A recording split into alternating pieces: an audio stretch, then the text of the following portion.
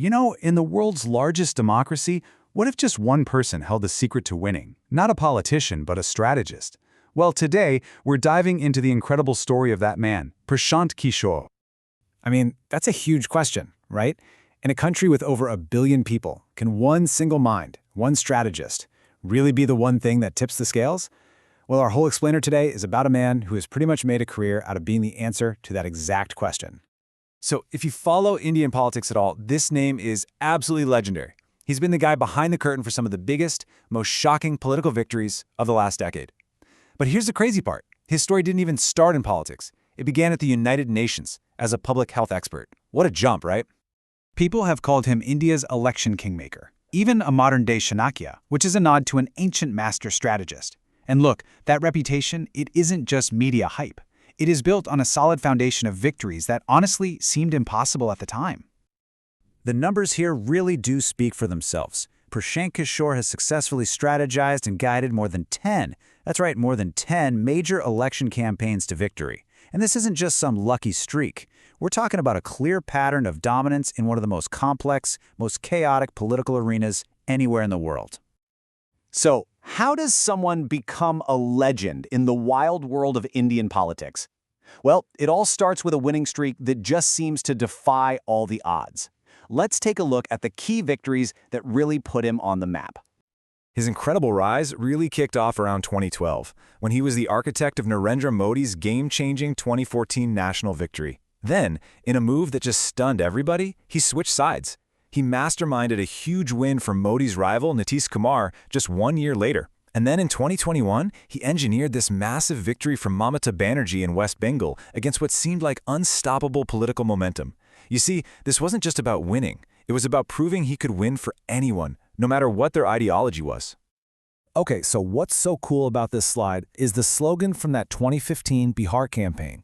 It translates to something like, "There's a festive spring in Bihar because Nitish Kumar is here." It was so simple, so catchy, and it just completely captured the public's imagination. It became the anthem of that election, and it's a perfect example of Kishore's genius for connecting with millions of voters. So this unbelievable winning streak, it brings us to the core of his genius. This isn't just luck or some gut feeling. It's a repeatable method. So what exactly is the PK formula for success? Let's peel back the layers a bit.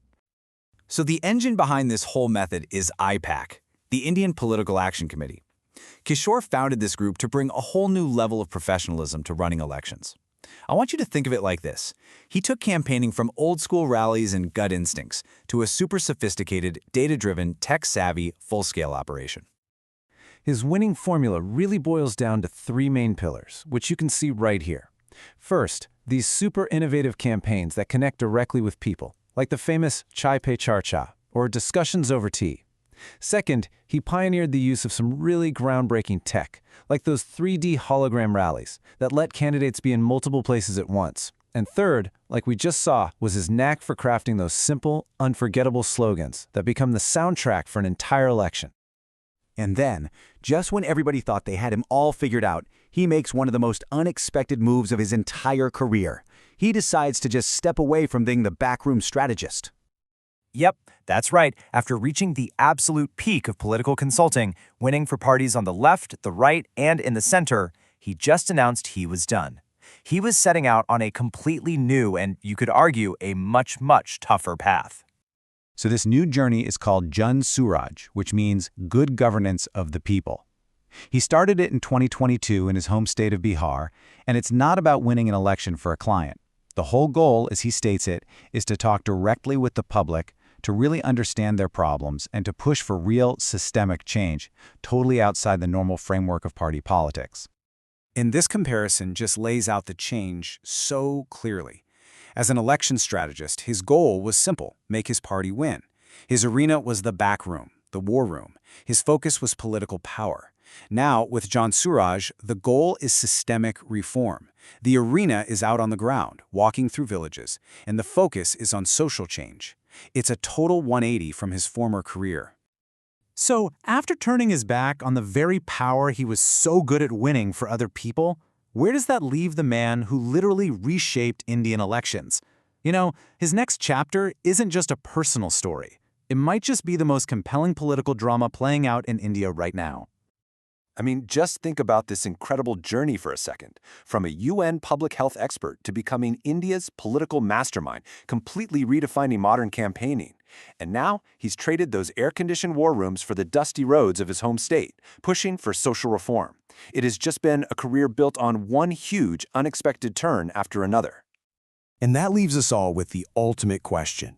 Is this John Suraj thing just the longest, most elaborate political campaign we've ever seen? A master strategist's final grand play for his own power?